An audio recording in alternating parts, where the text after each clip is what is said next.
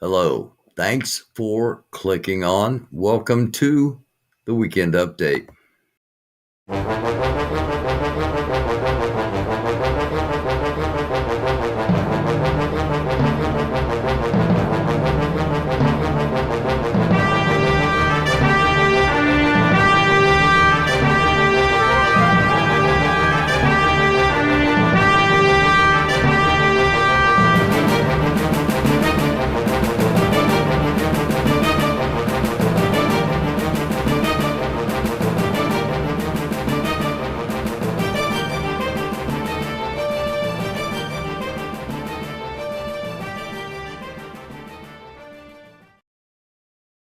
Once again, hello. Thank you for clicking on. It is the weekend update. And hello to Stitch. Shalom to you, True. Always be kind. Thank you all for watching. No matter where you're at, what platform you're on, we appreciate you clicking on. And we're going to go through this rather rapidly. A lot of stuff to talk about. Things that you may not be aware of, such as our first piece comes from the Wall Street Journal 2 hours ago.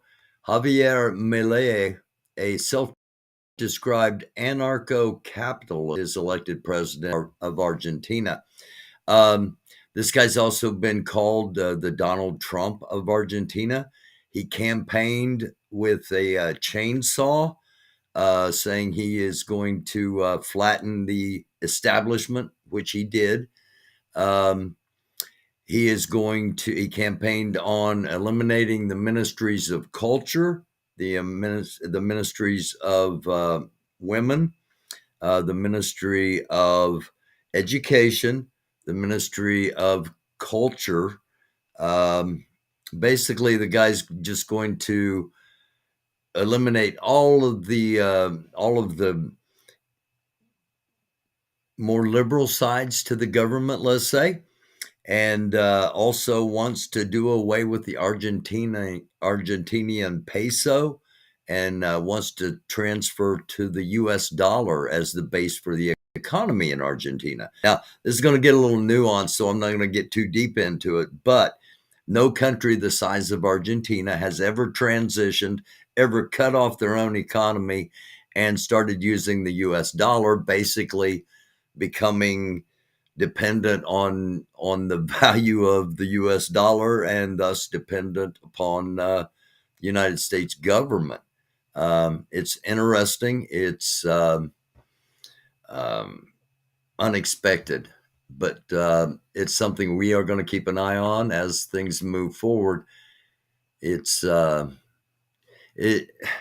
one of the things that's interesting about it, most interesting to me anyway, is that it ties Argentina. If they do this to their economy, it's really a risky move. It ties to the US dollar, which BRICS, Brazil, Russia, India, China, South Africa, and maybe more Iran than India for the eye, but nonetheless, the alliance that are trying to weaken the United States economically, and that would include the value of the dollar. So it would be interesting to investigate a little bit and find out who backed this guy, where his money came from, and it might be an indicator that those that are, warning us that we've got to fight against the New World Order, they themselves actually are the New World Order, and we're fighting in our own. If we were to be fighting the New World Order, which is something that they use as somewhat of a boogeyman, we're actually fighting ourselves. When we fall for that kind of stuff, we need to focus on who's actually controlling what's going on. But we'll get more into that later on. Right now, second story of the night. Unfortunately, former First Lady Rosalynn Carter passed away at age 96. Age 96, she led a great life. Married to Jimmy Carter for 77 years. I was fortunate enough to just meet Mrs. Carter. Didn't spend any time talking with her or anything like that. I got to campaign with Jimmy Carter back when I was running for Congress, but um, he won't last long, I don't think, now that she's not around. And Donald Trump, in the ultimate crassness, said Jimmy Carter, now that his wife's dead, is the happiest man on earth. And he's probably going to be the next president of the United States. Just like, as outrageous as that may sound, once again, our lead story, Javier Milei, self-described anarcho-capitalist, elected president today in Argentina. I want to bring this up. Again, what we're trying to do here is quickly go through some things you might have missed. Thursday night, if you don't watch Thursday night football, and I imagine there aren't many of you that do, but if you do, Thursday night games are horrible games normally. And this one was interrupted twice by a drone appearing over the top of the stadium and trying to make its way onto the field, over the field. I've done a little bit of investigating with local Baltimore media, and it seems like they found the guy, and the guy claimed he did not know that stadiums are no-fly zones. Now, the reason I bring this up is because when I saw it come over the top of the stadium the first time on the TV, and the first thing that went through my mind was, why is somebody doing that? Is it somebody just trying to, because you get in massive trouble if you play an NFL game. If you take their content, you get in massive trouble. And so I didn't, I thought, does this guy, is it some college kid doing it for some kind of a joke or attention or whatever? Or is this a YouTuber doing it, again, for clicks and likes? Or is this somebody doing a probe to see if you can get a drone up over a stadium, and if you could do something nefarious with it? Now, again, I've done some digging, and according to what I found, the guy just said, he didn't know it was a no-fly zone. He didn't know he couldn't do it. He pleaded ignorance. But nonetheless, it's going to have to into the minds now that there's another potential way of attacking. If they're using drones in Russia, Ukraine, in Syria, in Gaza, in Lebanon, then don't be surprised if at some point a drone doesn't suddenly pop over a stadium, college or pro, with nefarious reasons. Because it was shown Thursday night, it's very easy to do. Speaking of nefarious reasons, our next story, the U.S. military planned a simulation of a potential attack on the United States Capitol, similar to the one that occurred on January 6, 2021. The exercise happened this morning at 4 a.m. This is obviously put out before that. Exercise is intended to test the readiness and coordination of law enforcement and military forces that are responsible for protecting the Capitol and its surroundings. The exercise is also I don't want to highlight. Exercises to demonstrate the commitment and resolve of the U.S. government to defend its democracy and institutions from any threat. The exercise involved D.C. National Guard, U.S. Capitol Police, Metropolitan Police, Federal Bureau of Investigation, Department of Homeland Security, and other federal and local agencies. The exercise simulated various scenarios, such as a violent mob breaching the Capitol perimeter, planting explosive devices, taking hostages, and engaging in armed confrontation with security forces. The exercise also included the use of helicopters, armored vehicles, emergency vehicles, as well as the activation of the Continuity of Government Plan. Now, this is the Continuity of Government Plan, which ensures that the continuity of the essential functions of federal government in the event of a crisis. Something happens to President Biden, Vice President Harris automatically comes into power. Something happens to both of them, Speaker of the House, the guy that they just put up as Speaker of the House, Johnson, would be the President of the United States, and then it goes down to the majority leader of the House, or a majority leader of the Senate, and then to the various cabinet positions. Anyway, the exercise was scheduled to take place. It did take place at 4 a.m. on the grounds of the Capitol building in D.C. Expected several hours, caused some disruptions and noise. Residents adjacent to the mall advised stay indoors, avoid unnecessary. The exercise not open to the public or the media, and access to the Capitol complex was restricted. Exercise organizers have assured that the exercise is not a response to any specific or credible threat, but rather a routine and precautionary measure to enhance the security. It's not routine. They don't do this all the time, okay? So that right there tells you why are they doing this?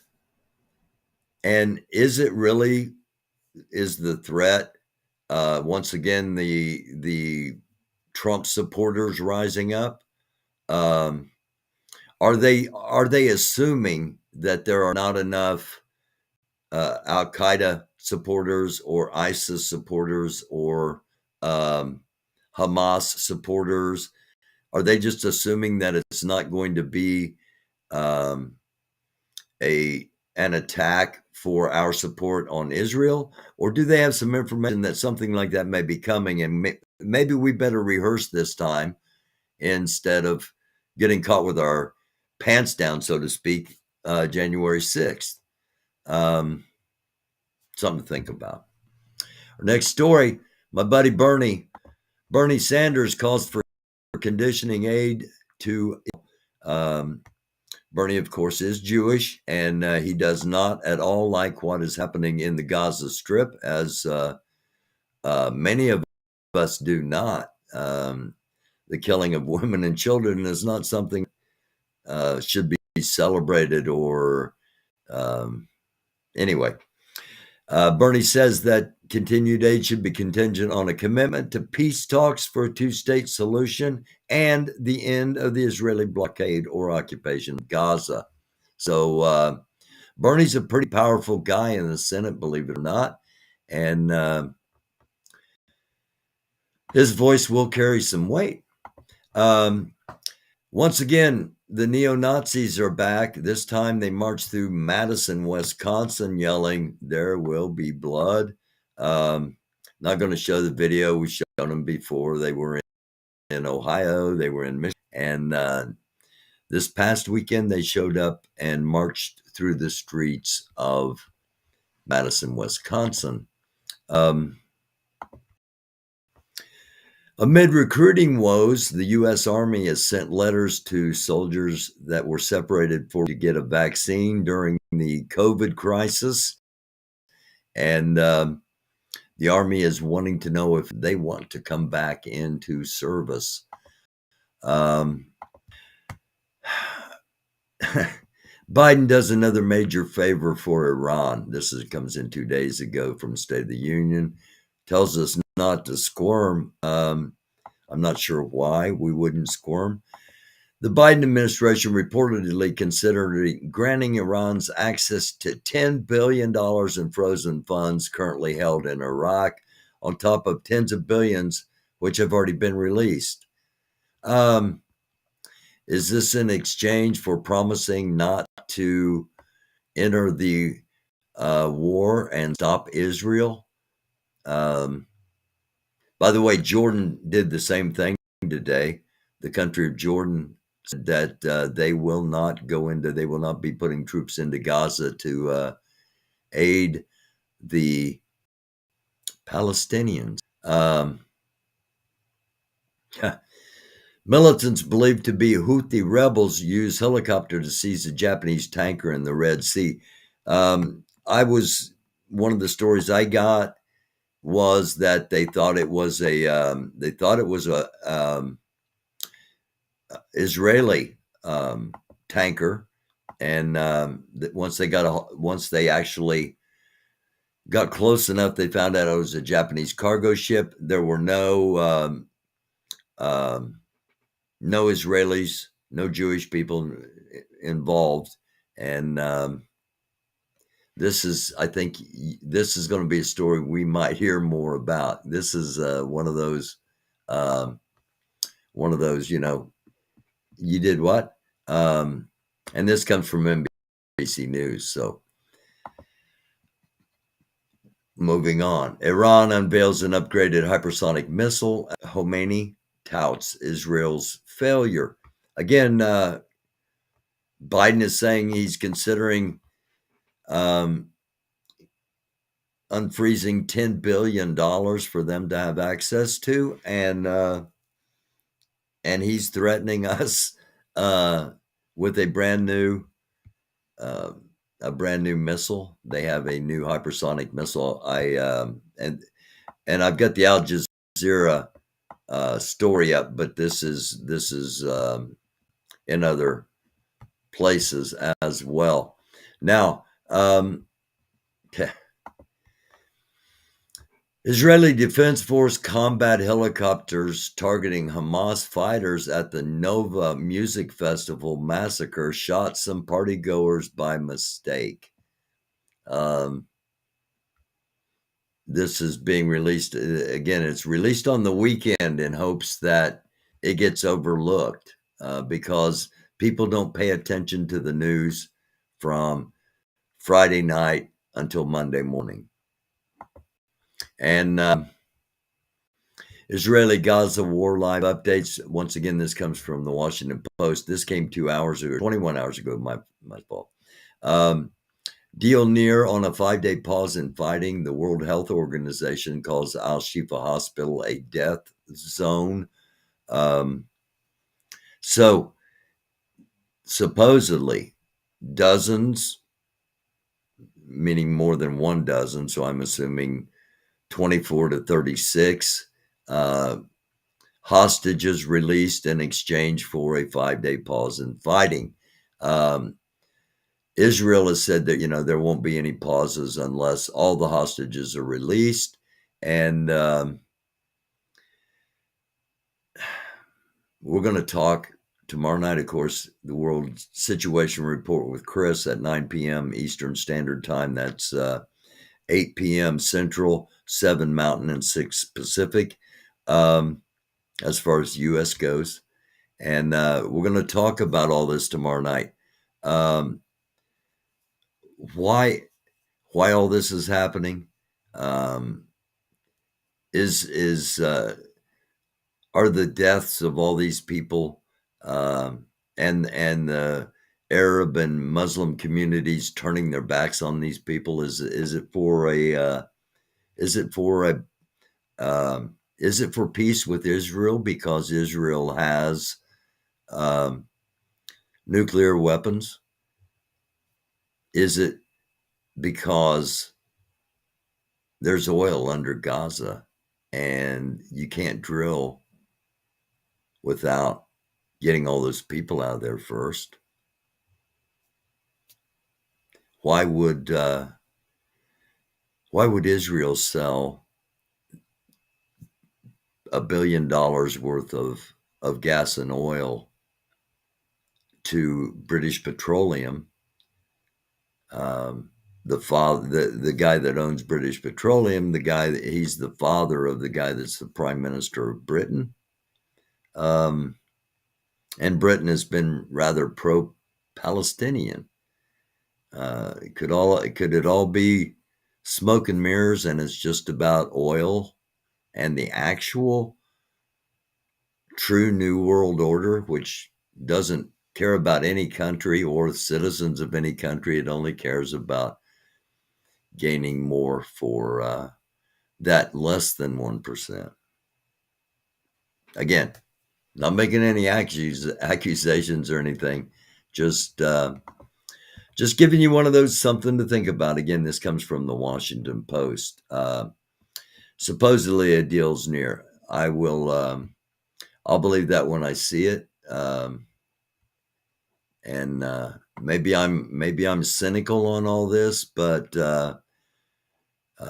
too many dots connected. And finally, the Israeli Defense Force lookouts said they saw unusual activity along the Gaza border before October 7th attack. Commanders told them to stop bringing them. Means we don't want to hear that an attack is about to happen, which you have to question, does that mean they wanted the attack to happen? Which I said from day one, did they want this attack to happen in order to give them the freedom to do what they want to do, which is to go in and level Gaza and get rid of the Palestinians? I didn't know at the time there was oil under Gaza City, but it makes a lot more sense. And it's probably something you're not going to hear about in the mainstream media. But there are other places now talking about it. And we're going to talk about it again tomorrow night at 9 p.m. when Chris is on. It's going to be a different episode tomorrow night. It's going to be similar to this, only the only story we're going to cover is oil in Gaza. We're going to start from October 7th, going to go all the way up and show how, just to reiterate to everyone, in a short 20-minute is what we're aiming for, in hopes that more people will watch and more people will share.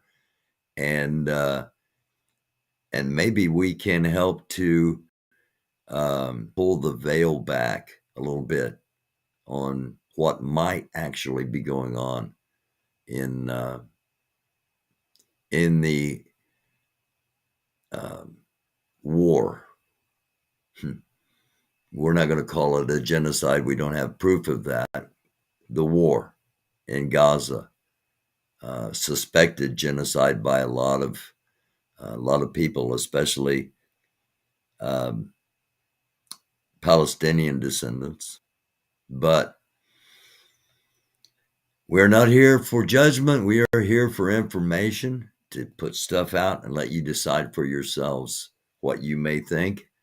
And what I think is, I think you're smart for watching this, and I hope you share it. And if something happens and we're suddenly not on YouTube anymore, I have opened up an account on Rumble, and it's under American Doofus, all one word. I've got Friday night's episode up there. It's the first thing we uploaded.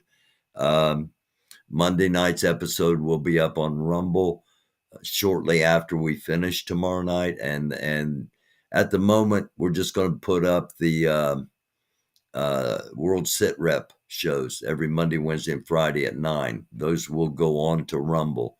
As of right now, we won't be broadcasting live over there. My software, I can't do it on my software at the moment. So I think that is all I have. Let me hop back over here to the chat.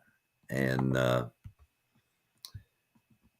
hello, Nancy McMonarch. The Carters are and were lovely people, just what our White House needed. After all, to at least try to cleanse the foul stench of Nixon. It was a good evening, by the way. It was yes, it was a polar opposite of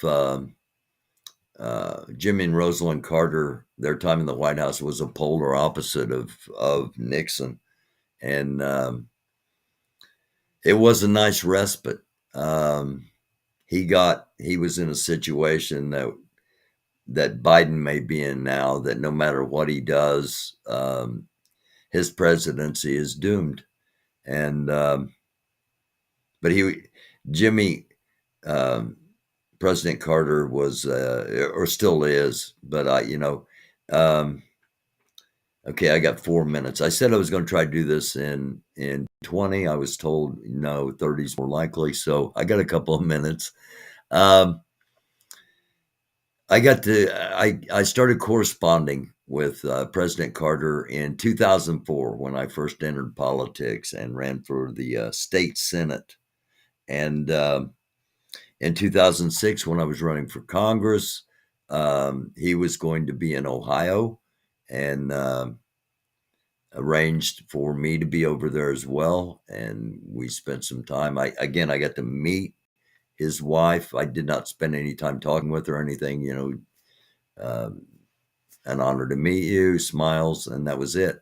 But I got to campaign. We were campaigning for another candidate, and I also got to campaign with Senator John Glenn from Ohio, which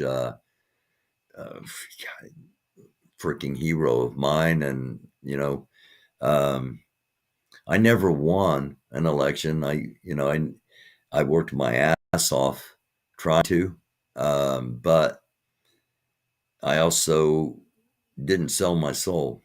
Um, and I'll leave that at that.